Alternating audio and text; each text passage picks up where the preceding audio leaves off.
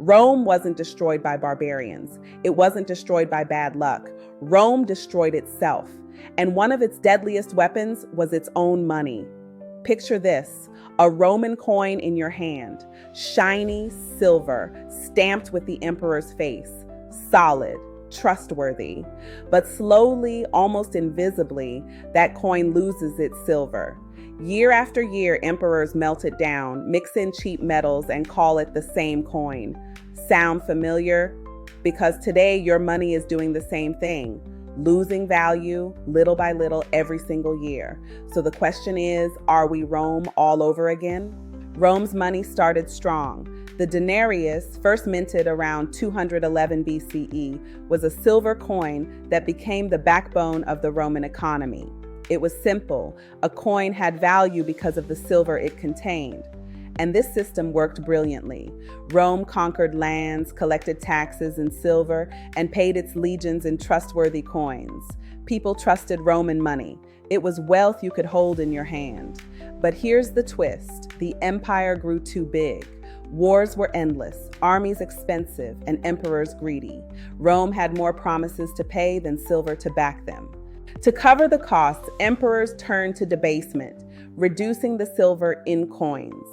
Nero in the 1st century cut silver content slightly. By the 3rd century, coins that once held 90% silver contained less than 5%.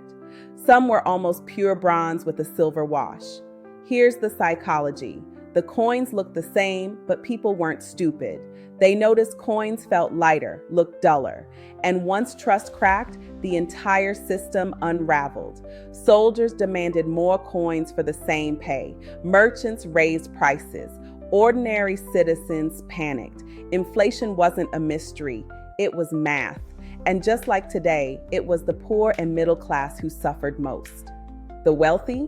They owned land, property, and real assets that held value while money crumbled.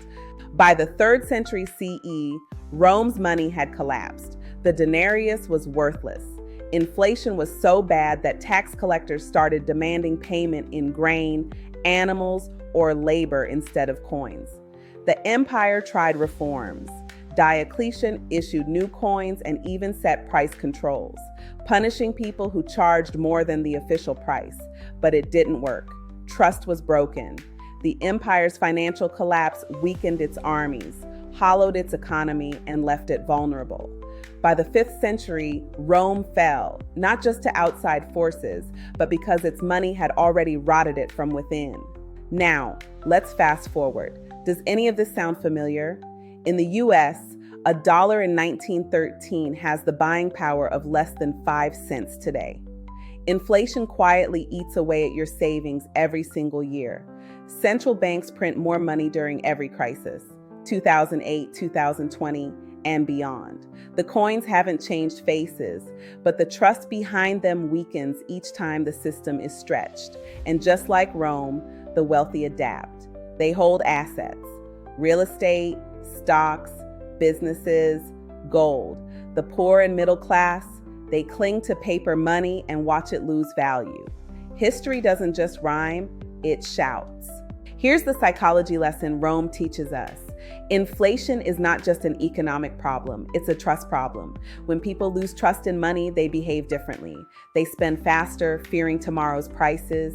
They demand higher wages, fueling the spiral. They cling to tangible assets, abandoning currency. Wealthy people already think this way. They know money loses value. That's why they invest in things that grow while money shrinks.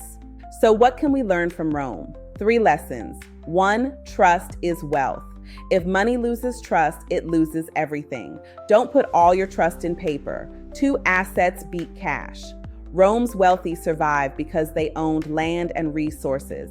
Today, it's property, stocks, businesses.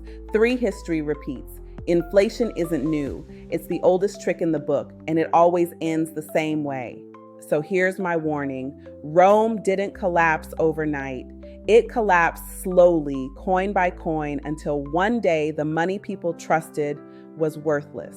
Today, our dollars, euros, and yen aren't backed by silver or gold. They're backed by trust. And history says that trust doesn't last forever. The question is, will you prepare or will you repeat Rome's mistake? Drop your thoughts in the comments. Are we living through another Rome right now? And if this video opened your eyes, hit subscribe to Wealth Psychology.